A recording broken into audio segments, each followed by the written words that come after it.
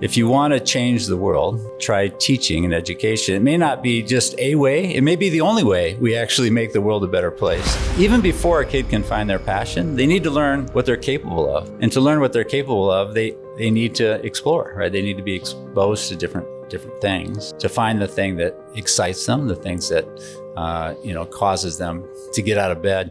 Meet Dr. Harrington, the educator who's reshaping the way we think about learning, parenting, and raising future-ready kids. He is the director of the American Embassy School, New Delhi, and he's on a mission to bring focus, empathy, and deep learning back into childhood. So, of course, the technology is good, but at the same time, do you think it's making kids a bit lazier? Absolutely. I think even for teachers, it must have become so difficult to assess and actually evaluate the performance of children now in the world of AI. How are teachers going to tackle the situation, you think? Having kids express what they know verbally was that your strengths aren't necessarily the things you're really good at. Your strengths are the things that energize you. Schools that assign a lot of homework are robbing your child of a whole way of learning that's actually critical for their development. And I don't think parents want me to say this out loud, but doing really well in school doesn't mean you're gonna do really well in life. You have also had experience of teaching some Tibetan monks. How was that? How was your experience? There are two takeaways that are relevant to all of us about monks. One of them is, what does it really take to raise curious, kind, and future-ready kids in a world that's changing faster than ever? Today on Mathehood with Priyanka Raina, we are diving deep into this question with a truly extraordinary guest, Dr. Rand Harrington.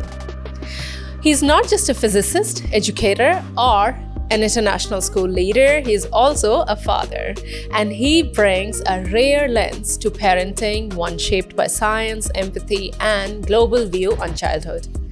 From teaching Tibetan monks to shaping some of the world's top schools, Dr. Harrington has spent decades exploring how children think, feel, and grow. This isn't just a conversation, it's a roadmap for every parent who's asking, am I doing this right? Dr. Harrington, thank you so much for being here on Mathehood today. We're so glad to have you. I'm really happy to be here as well. Thank you for inviting me. I've got so many questions about parenting, education, and you have such amazing experience in these fields. You have got children, 7 children. Yes. And you have been in the field of education for such a long time. So I want to deeply dive into this field and understand your journey. To start off, I would love to know where it all began, getting into education and getting really interested in this field. Well, I've always been interested in learning. And I think anyone who's in education is someone who loves to learn. And I just grew up in a household that encouraged curiosity. So I was always asking questions. Yeah. And when I was young, I got involved in scouting. And so I got to work at camps where I started teaching other kids. Yeah. And I really enjoyed it. And so that was really the start. So I've been doing it my whole life. It was just a calling. And because it was a calling, it always felt like it was the right thing to do. I got involved in other things, as you know, like physics, and the studying of physics took me on a different path for a while. But education has always been in my heart, and it's something I love to do. Yeah, I'm sure. And I think you get to meet so many different people in this field and children from different countries. Yeah. So you must have experienced that how education is so influenced by the culture. Yes. How has that been? Well, it's, what they say about education, if you want to change the world, try teaching and education. It may not be just a way, it may be the only way we actually make the world a better place. True. And the cultures are different, and people have a different understanding of learning, and it's changing. Yeah. As you know, there's been some major transformations. Absolutely. And the whole, what we call, it's kind of a big word, but I like it. It's called epistemology, which is the science or the study of what it means to learn, right? And what it means to learn has become more sophisticated. We have a much deeper understanding. And I think the naive view of epistemology is that teaching is telling and learning is remembering. And that's all there is to it. And it's much different than that.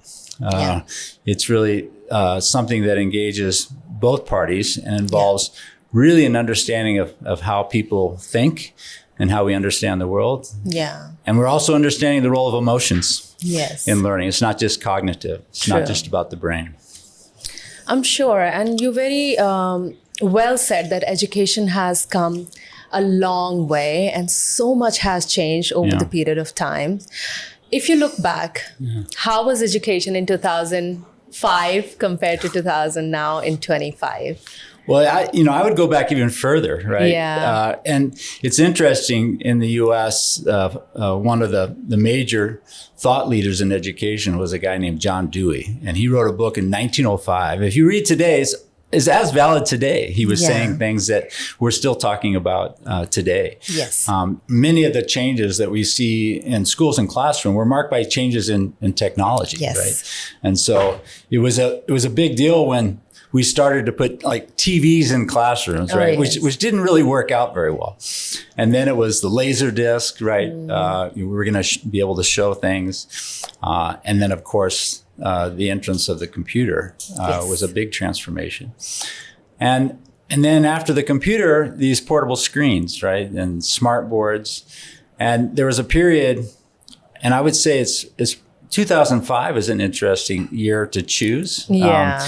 But those next 10 years or even 20 years, schools couldn't put screens into classrooms fast enough, right? People felt like they were missing out. The schools weren't they weren't teaching the kids what they needed to know if they didn't have a lot of screens in their classrooms. So they were, incorporating iPads and Yes. Chromebooks and smart boards. Yeah. And then about 10 years ago, I would say, people started to recognize that it wasn't very helpful and that there were some dangers to having screens in classrooms.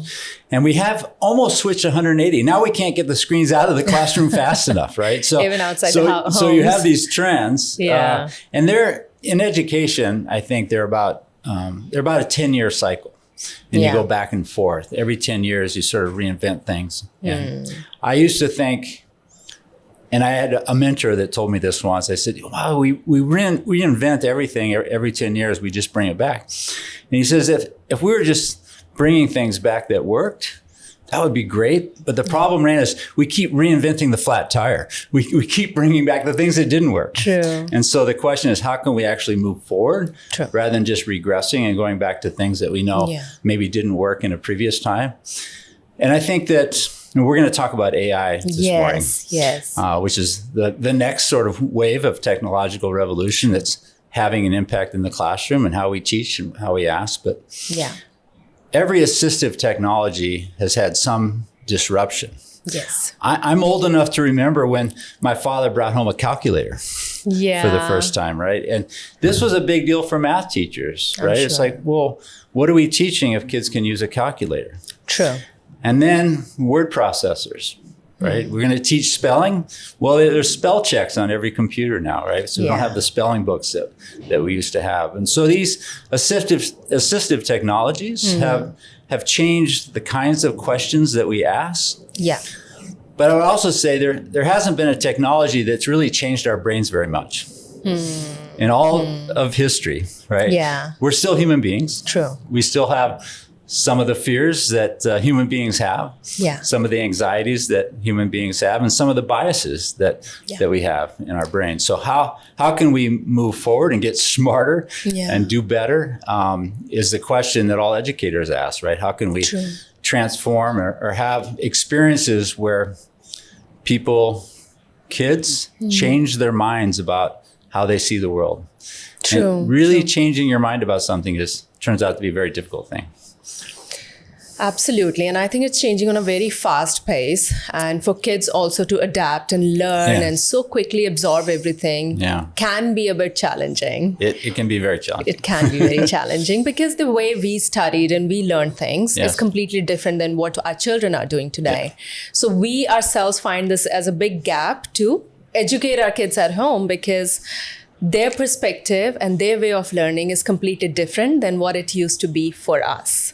It's enormously difficult to be a parent these days. Yes. There is a huge gap. And I think to parent in the world of social media with the presence of phones and all these screens is extraordinarily difficult. You have this shiny object in the room all the time, this distraction. There's no question that the rapid pace of change has made it difficult. And some schools are able to adapt and some schools are slower to adapt. Yeah. But all in all, I think it's something that the culture sort of pulls us along and we end up reacting rather than being intentional, which makes it difficult. Right? So we're always sort of in reaction mode when change is happening so fast, even as parents, right? We don't see what's coming around the corner. And so we end up in the middle of something that is can be difficult and feeling unmoored or feeling like, wow, what's going on in the world and how can I help my child? Yeah. So that's the thing. I mean, now the use of technology in the classroom, even at home, I often tend to think that reading from a book, when you're really focused, reading something word by word compared to reading from an iPad, there could be a lot of distraction and focus issue. There's a huge difference in reading on a device versus reading with someone, right?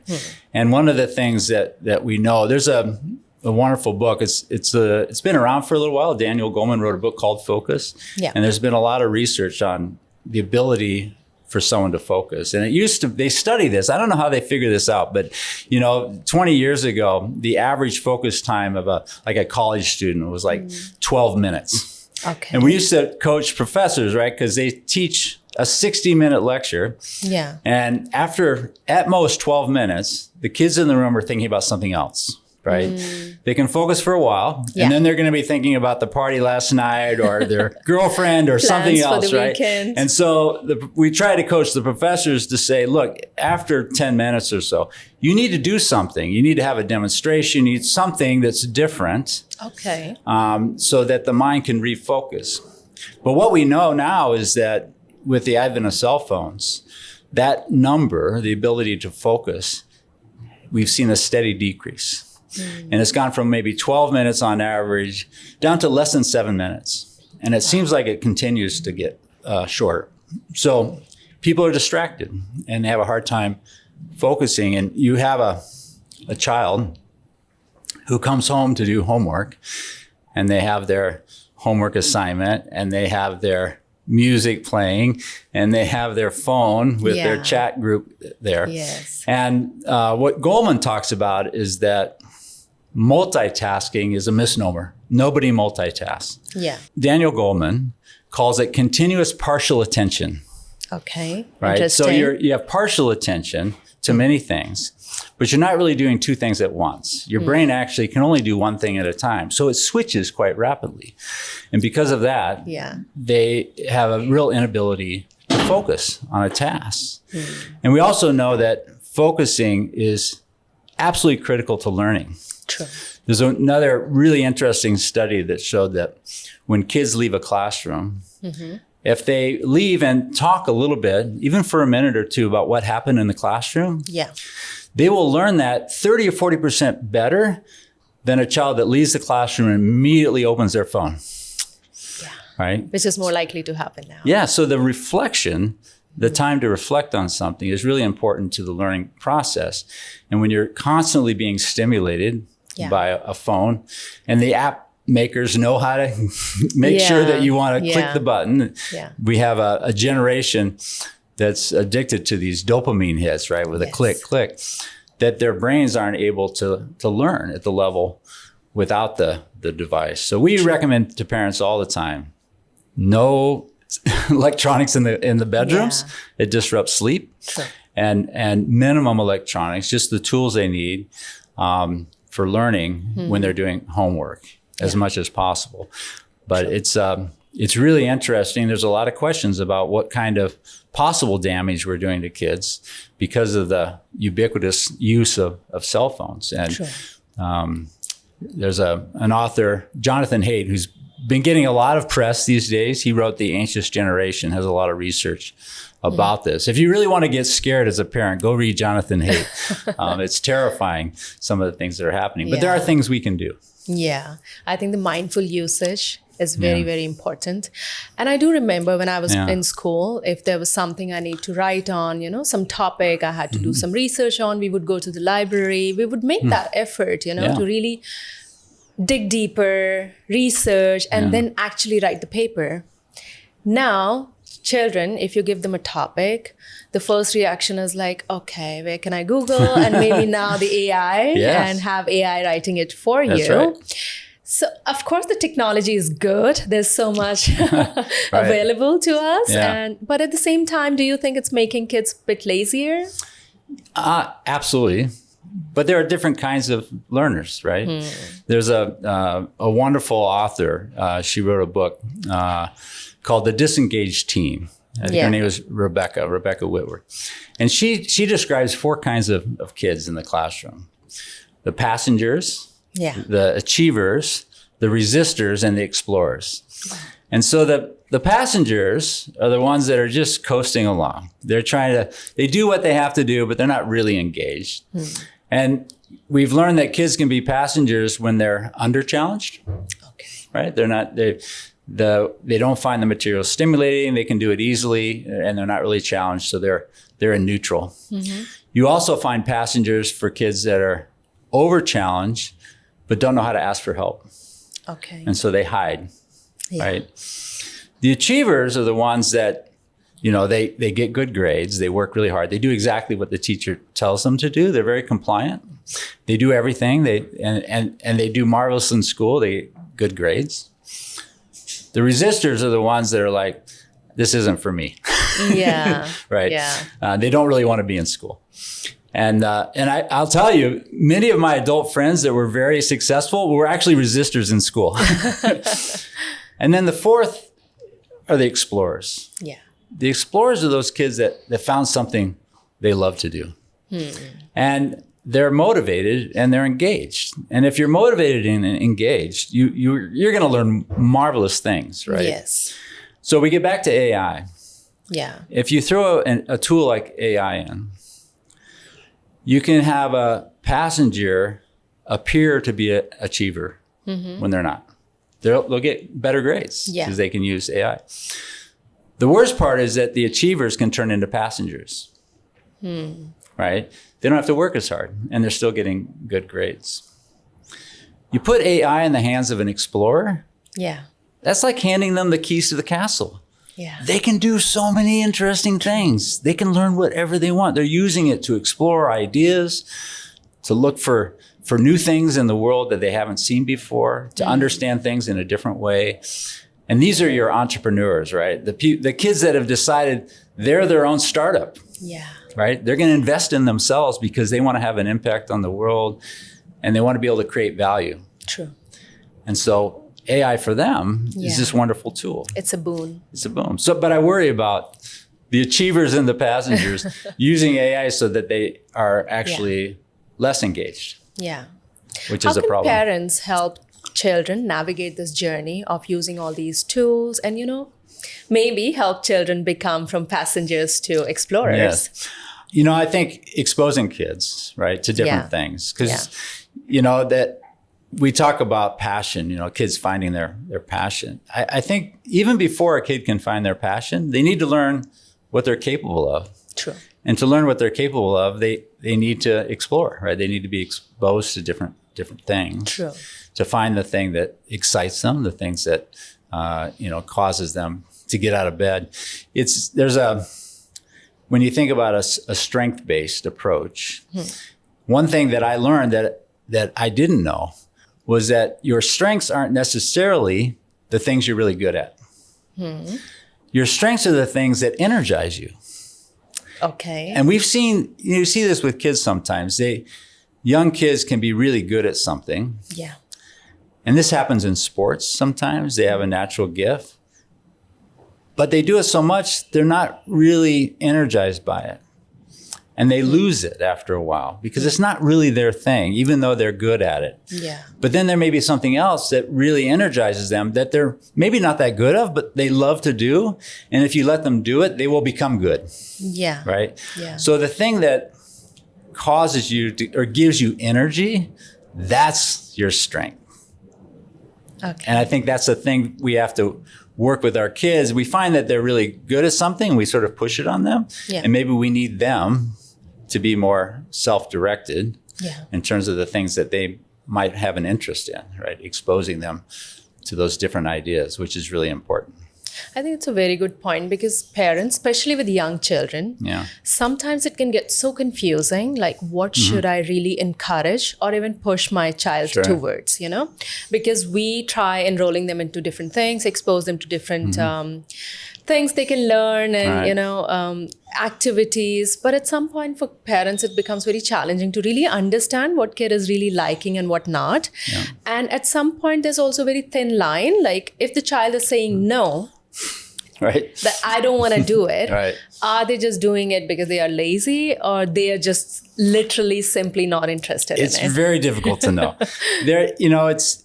There's different, obviously, many different kinds of parenting. Yeah. We've seen a real growth in the last 10 years of what they call curated parenting. Yeah. Right, where parents are curating the experiences for their child, which is different from what could be characterized as natural parenting. Right? You're letting the kid choose, right? The kid do these things. And we probably need a balance there. But there's another point I'd like to make about going back to AI, because it has to do with what should our kids be doing that will be unique in the world that can't be replaced by AI? Like, what are going to be the new jobs, the new things, even the ways of learning and the ways of assessing are changing. There's been such a focus on reading and writing, Yeah. and which is how you learn, right? It's how we learned how to think, was through writing. And I think one of the shifts we're seeing in the classroom with knowing that kids are using AI, Yeah. not just to write, but also to read. Instead of reading a book, they say, AI, give me the summary, right? Give me the highlights. And they're not actually reading books anymore, Yeah. which is I think it's a real shame. Kids should be reading. But the alternative is to focus on listening and speaking. Yeah. And so we're seeing that more in the classroom, what they call a presentation of learning, Yeah. right? So it's something that AI can't do for you, right? So you can have AI write a paper, you can have AI summarize something. But when you're asked to speak Yeah. and to listen, that's you, Yeah. right? That's something that you have to figure out and do on your own. And how do you give a compelling argument? Yeah. How do you have the patience and the social skills to do what we're doing today, which is listening, right? And responding verbally. But the listening and speaking is maybe where you'll see more emphasis in schools in the coming years. So much needed. I think even for teachers, it must have become so difficult to assess and actually evaluate the performance of children now in the world of AI. How are teachers going to tackle the situation, you think? Well, what I just shared, having kids express what they know verbally. Yeah. Right, which is a good thing. There are teachers that are using AI in a really intentional way. Yeah. Right. Well, they'll assign a topic and they'll have the assignment actually is to go home, use ChatGPT Yeah. with the right prompts, share the prompts, and create a document that you're going to bring back tomorrow and edit and do a fact check on. Right. And so there's a lot more what you might call metacognition, thinking about thinking. Yes. Right? Which is really a wonderful thing to do. So I think all the things that teachers actually need to do are actually just better ways of teaching. Yeah. Right? They're more engaging. And if you think about, what's the value of writing an essay about a historical figure? It was to learn about that person. But to be honest with you, kids didn't really learn that much by just writing. And I remember looking in the encyclopedia and say, all right, I have to change every sentence to make it my own, right? And wasn't really thinking about the ideas behind it. So the way kids do homework mostly has very little value. Yeah. And, there are some grades and there are some schools now that have actually banned homework. And I know parents are like, no, you need to give a lot of homework. And the way I answer is that if you're teaching someone how to play the violin, when you first start, the instructor will plead with you, do not practice at home. And the reason is if you practice at home, you will practice incorrectly. And you will start to, embed these really improper positions Yeah. that will do damage. The same thing can happen with homework. As a parent, we've watched our kids do homework. Yeah. They don't do it in a way in which they're really learning how to think. Yeah. They're doing it in a way to complete it. True. They're trying to get it done. True. And there are efficient ways to get it done. And now with AI, even more efficient ways to get it done. True. To get the grade. But if you test them immediately after they've done their homework on the same exact problems, and I've done this in my classroom, Yeah. the gain from doing the homework is almost zero. There's no upside to it. Yeah. And so how do we structure those in-home conversations and out-of-school projects in a way that are actually meaningful rather than just doing rote memorization or repeated problems, right? And some of the repetition is important to learning, but there's a lot better things that we can do that we know will have a better impact on their learning and their understanding. Absolutely. Recently, I was having this conversation with one of the parents, and she was like, we used to learn tables much younger. Yeah. Yeah. And we would remember all the tables. And I was like, yeah, but there's no point because now we have tools of doing everything for us. Right. I think the only thing which I would want my children to learn and actually have is the ability of critical thinking. Yes. Rather than sitting and memorizing the tables or to be able to do maths really fast, because for that we have tools. Right. So here's what I'd like to tell parents about this, right? Because this is maybe the biggest issue between schools and parents. Yeah. Is that if you want your child to become a young adult that knows how to solve problems, then when they're an adolescent, you have to let them have problems to solve. Yeah. That they solve. And too often I'm seeing where when a child has a problem, the parent swoops in to solve it for them True. and robs them of that ability and the learning they need to be able to learn how to solve these problems. Yeah. When I was young, of course, if I got in trouble and the school called my mother, Yeah. my mother sat on the other side of the table with the principal mad at me.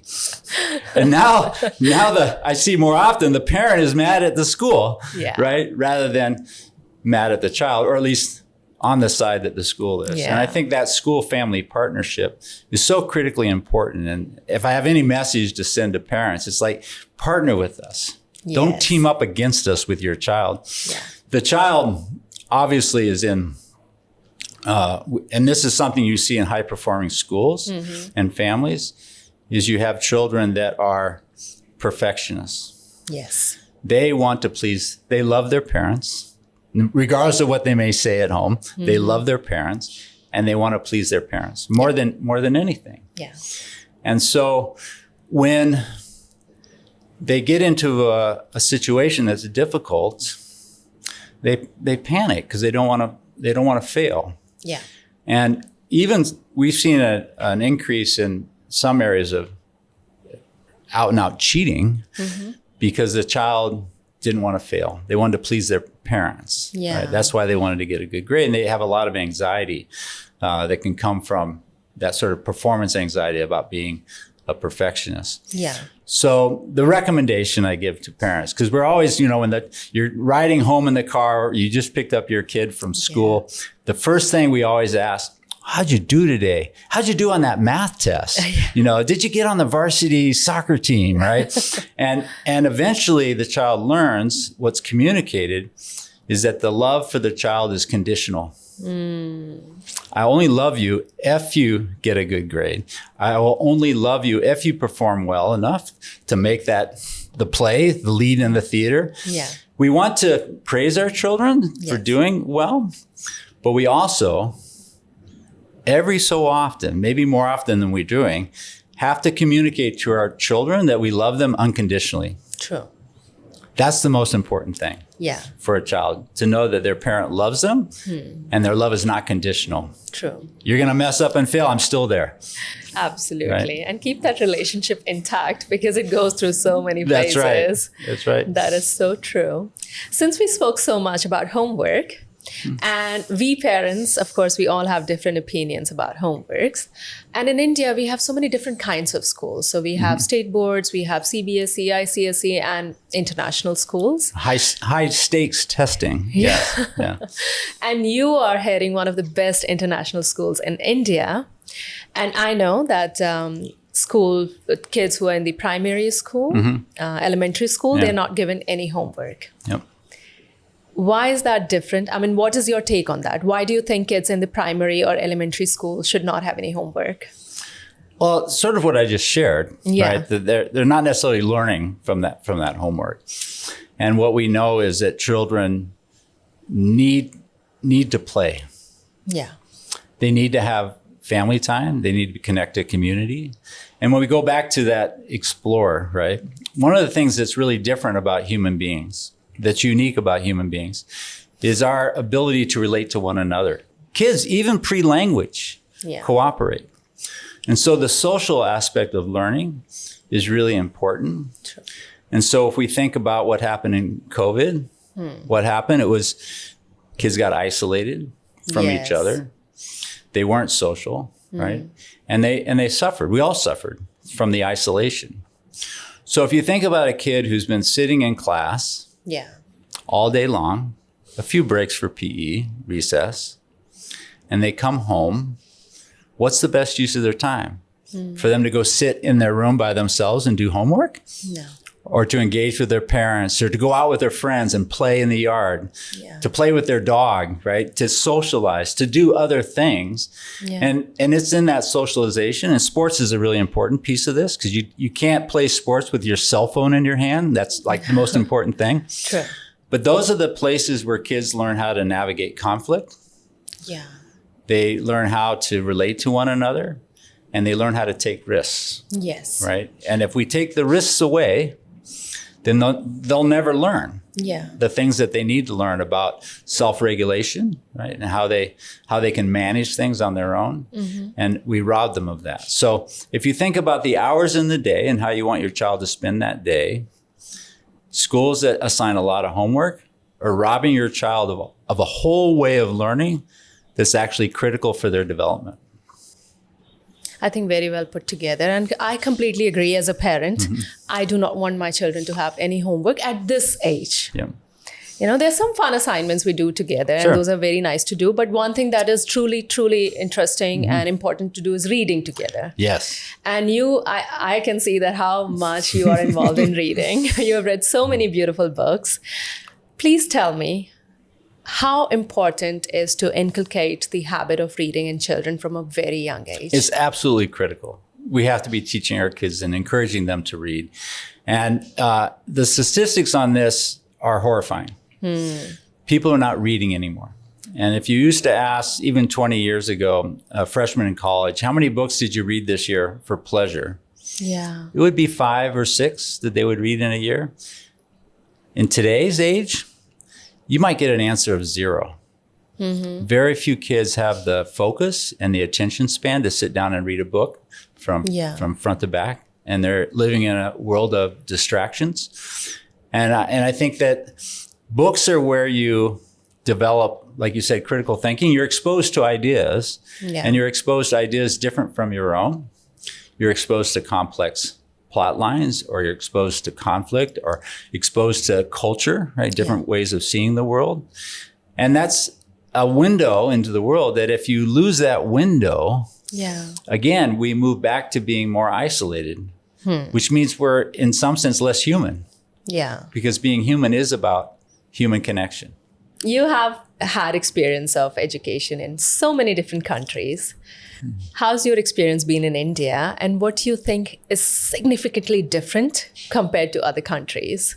Well, we love India. Yes. And the school that I'm in has 70 different countries represented, which nice. is just a wonderful place to be in terms of an exchange of ideas and cultures and understanding about how people learn. And people are motivated by different things, right? There's a wonderful book called The Culture Map, right? Where they look at different cultures, different countries, and they look at what motivates people in these different countries. And I think they've identified 7 or 8 different attributes, and they can measure these. And you look at a country like India, which is very different from America. Yeah. And one aspect of it in America, Americans are very outcome oriented, right? The ends justify the means. Yeah. So whatever it takes, right? They're highly motivated to get a particular outcome, right? Yes. Where in India, being in the moment and focusing on action versus outcomes is just a wonderful difference in how you see the world. And being present, and we can talk about Buddhism at some point, but being present and being part of that action and knowing that we don't have control over the outcomes. Yes. We can let those will happen whether we think about it or not. So focus on who you are and the actions in the moment. And so in the classroom, that changes the climate of the classroom in a beautiful way. When I walk around the classrooms full of these kids from all over the world, Yes. to me, they seem much more engaged in thinking and having conversations about what's happening in the moment, Yeah. and much less worried about, is this going to be on the test? What's my grade going to be, right? How can I get a better grade? Because I want to get straight A's because I want to get into Harvard, and I'm outcome oriented, and then I'm going to get that banking job and I'm going to be rich, right? They have this like linear sense of how the world is, when the world is much more chaotic than that. And then they lose the most precious thing, which is being present in the classroom and actually engaging in meaningful conversations with their peers. Yeah. So I see that. This is why I love international schools. Yes. Right. You see that wonderful interplay of ideas across cultures, which is a beautiful thing. But every culture is different. I mean, there are certainly kids that come from cultures that really demand that you need to tell me what I need to know. Yeah. And then I'm going to tell you back what you told me. That's what's going to be on the test. And if I don't do well on the test, it's because you didn't tell me what was going to be on the test, or you didn't teach me well enough, right? Yeah.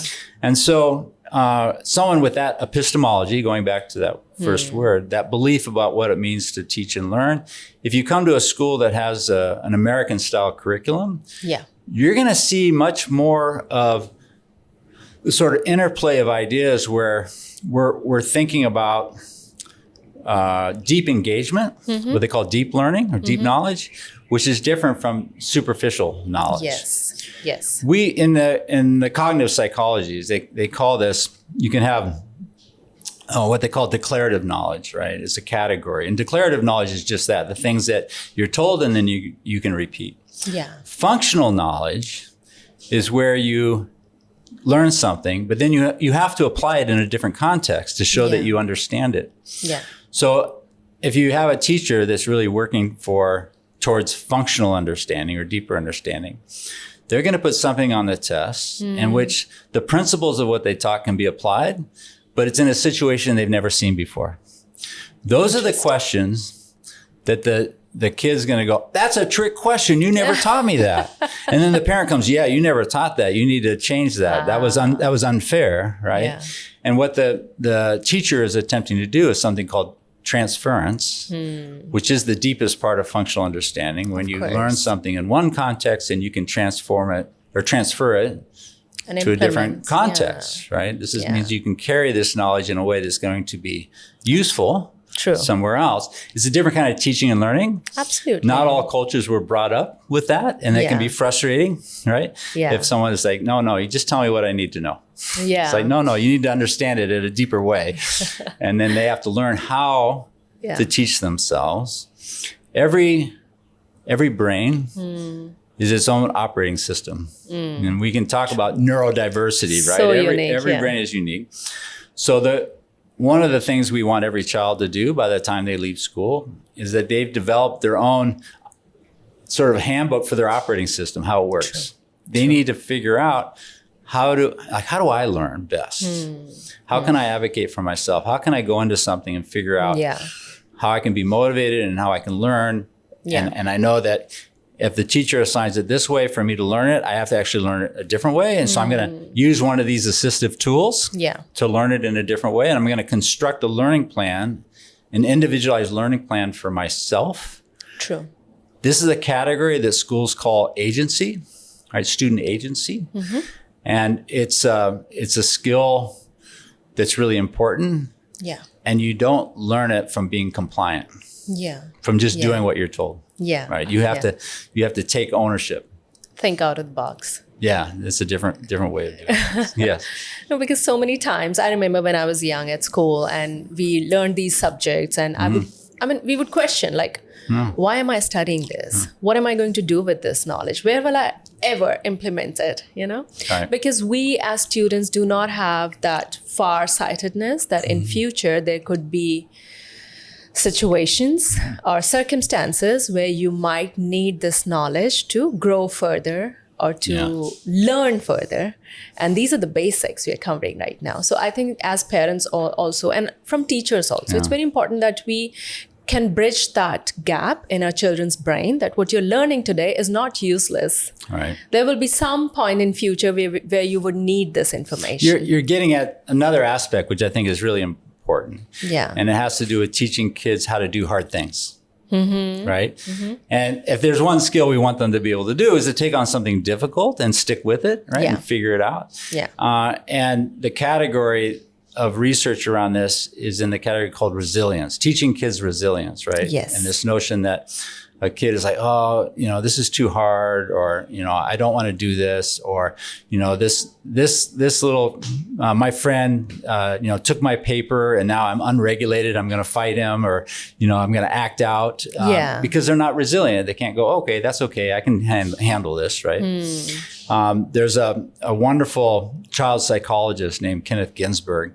Yeah. And he gives us, I think, the best analogy for parenting. I share this with parents when I meet them. I say, think of your child's life as this huge puzzle. It's like a 1,000-piece puzzle. Absolutely. Right? Your job as a parent is to focus on the edge of that puzzle. The edge is your family values, Yeah. the non-negotiables, the True. things that are around safety, right? You can't do that. You can't run across the crowded street. Like, True. That's a non-negotiable. You have to be honest with us, right? Honesty and integrity is a family value. That's on the edge of this puzzle, and it's hard set, right? This is things. Yeah. Stay out of the middle of the puzzle. The middle of the puzzle is theirs. It's their homework. It's the friendships. Yeah. It's the problems that they have to work through and solve. And that's the middle of the puzzle is where you're not really a parent anymore. You're a consultant, Yeah. right? Yeah. You can consult, you can help, but they have to own the middle. You own the edge, they own the middle. Yeah. And it's always a balance, right? We talked about this balance before, and it's always difficult to know if you're being supportive or you're being enabling, Yeah. right? Yeah. And that's the balance that parents have to battle every day True. to try to figure out. And it's also very hard to navigate sometimes. It can be very, very difficult Yeah. to navigate. Yes. You have also had experience of teaching some Tibetan monks. Yes. How was that? How was your experience? Oh, it was incredible. There are experiences that I had there I can share with you, but at a high level, I would say that there are two takeaways that are relevant to all of us about monks. Yeah. And we've talked about them today. One of them is focus. They know how to focus, right? Yes. And we can learn from them. Yeah. Right? You can focus for a long period of time. When I was with the monks, we were teaching physics, and we would do a 4-hour session in the morning, and then another 4-hour session, and come back and do another 2-hour session. Oh, wow. And they were so focused on every single word, on every single activity. They're like the superheroes of focus. It was the funnest class I've ever taught because they were so right there all the time. Yeah. And so they have much to teach us about the mind and how we can focus. The other thing that they can do is that they think about thinking, right? And they can be self-critical about their own thinking. True. And one thing that we see with kids is that they believe their feelings without sort of critically thinking about their feelings, right? Which is what we would call regulation, right? Where you say, well, I can moderate that feeling. I can at least understand the feeling and maybe label it. I can express it, but I also need to regulate it. That takes a level of metacognition that the monks are very good at, right? They're always thinking critically about their own thinking. And I think that this is a really important thing because we can get dysregulated every time we read the news, every time we open our laptop or our phone. And we know that the economics of clicks is that content providers are trying to get you to respond. And they understand how the human brain is built. True. It's built on fear mostly, right? But the control of the human body and your response to tension or stress or crisis is something that, again, the monks are very good at. Right? They know how to control their bodies in this way. And the one thing that we can control as human beings is actually our breath. And you see that in Buddhism, an understanding of the importance of breath. And teaching kids how to breathe, right, is very important. When we talk about these monks having such amazing focus and dedication and discipline, what do you think we as parents can do differently to teach our children those skills? Well, I think, again, it's removing some of the distractions. I think we do need to moderate screen use. I think we need to give them experiences in nature. Time to play, time to reflect, time to be with friends in real life, right? IRL, as my kids tell me, right? In real life, that those things can't be replicated on the screen. As much as the images are getting better and it looks real, it's not. And I think that conversation with other human beings is just critically important. And so as parents, I think giving our kids opportunity to do things that are not online, give them opportunities to go shopping with you, right? To go to the sports game or to play sports, right? Or to do things where their phone is not anywhere near them. True. And the more we can do that, I think the healthier their development will be, because we do know there are dangers in too many screens and being too alone. Those are difficult. And I think also, till some extent, keeping them away from the luxuries of life. That's tough. It can be difficult. I think that,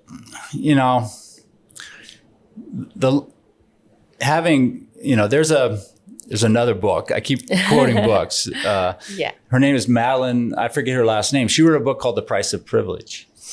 And it's a book about kids that mostly in Marin County, which is a very wealthy area of San Francisco that she studied, and the challenges these kids had. And I think for parents, we talk about, moderating cell phone use for kids and screen time.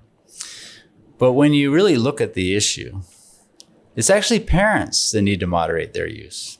Because when kids talk about it and they ask, a psychologist will ask a child who's having challenges, what's it like at the dinner table?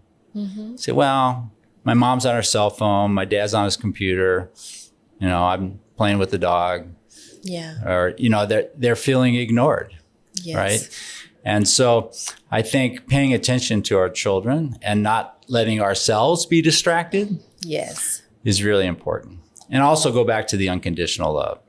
When they ask us a question and our head's in a cell phone, that doesn't speak unconditional love, right? So giving our children the attention that they need, and the attention they need is an acknowledgement and love, and not necessarily curation or direction, right? You're not there to tell the child necessarily what their interests should be, but to discover what those interests the child has. Someone once told me, we need parents who recognize they need to parent the child they have, not necessarily the child they want. And I thought that was a nice statement. And sometimes we think we want a certain child that has certain aptitudes, and we have to learn at some point that may not be the child we have. And so we're going to have to love the child we have Yeah. and recognize and honor their experiences and their aptitudes and their interests Yeah. and who they are. Yeah. So important. Coming back to teaching the monks, if there were 3 things that you could bring from that culture to your international school, what would those be? Well,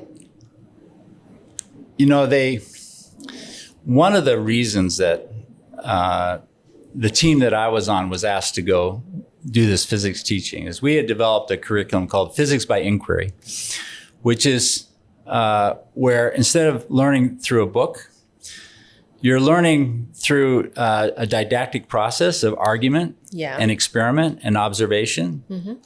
And so we would have kids in groups of 4 or 5. Actually, we were working with elementary school teachers out of Seattle, Washington, right? Doing this work. And if you've ever been to a monastery where monks are debating, right? They're doing their religious study. That's how they learn. They learn through argumentation.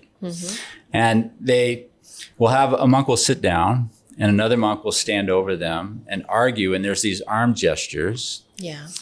And when we were teaching in the classroom, we were at a really interesting spot in the curriculum where there's a cognitive dissonance where the world can't possibly work this way, right? And they were coming up against it. And I heard this slap, and I turned and I'm like, I told the interpreter, I think he hit him. I think that monk hit that guy. And he's like, no. He didn't hit him. He said, I will show you. And the next day he took me to a monastery where they were doing the debates. And when the monks stood over the other monk, they're doing a debate, they would put their hand out like this when they wanted to make a point.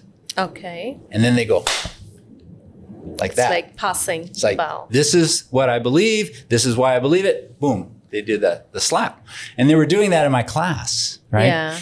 So this kind of real engagement with the ideas, working with the monks, and they could do that because they were so focused on the ideas Yeah. and so immersed in it. To me, that is a model of the perfect class that I would love to see. And I have seen kids engaged. I've never seen a kid do this, but I've seen kids argue passionately for or against an idea in a classroom.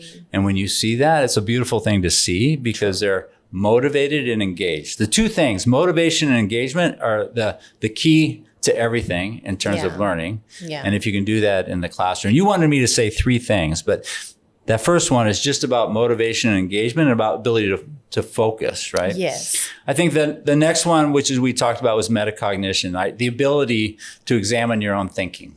True. Especially when your thinking goes awry, Yeah. right? How can we be self-critical and regulate our emotions in a way that doesn't impede our progress? Sometimes our emotions get in the way So of many things that we times. want to do. Yeah. And so being able to self-regulate. True. And then the last thing I would say, don't take life too seriously. Be joyful, Yeah. right? And that's one thing the monks are. They're joyful. They laugh all the time. They have a great sense of humor. And that may be a key to a lot of things, right? Yeah. We get so immersed in a world of media where everything is critically important and everything is like, you have to read this now. And if this doesn't happen, the world is going to like disappear and things are, everything is catastrophized. True. And we get drawn up. Sometimes parents catastrophize things, where I've seen, a child maybe mistreat another child. They should negotiate. They can figure it out on their own. And then the parent wanting to intervene, thinking, oh, this is bullying. The school needs to intervene. I'm going to write a letter to the board. It's like crazy. So the catastrophization of something. Yeah. And so instead of catastrophizing everything and feeling like you're always a victim, sometimes we need to have a light heart. True. So treading lightly sometimes. Yes. And being joyful, So that's a much good needed. thing to do. I think very, very important aspects and points you have mentioned. And I couldn't agree more. There's so much needed, even in day-to-day life, not just at school.